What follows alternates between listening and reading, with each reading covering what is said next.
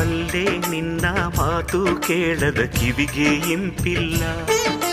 ಪ್ರೀತಿ ಉಂಡ ಮನಸ್ಸಿಗೆ ಯಾಕೋ ಸುಖದ ತಂಪಿಲ್ಲ.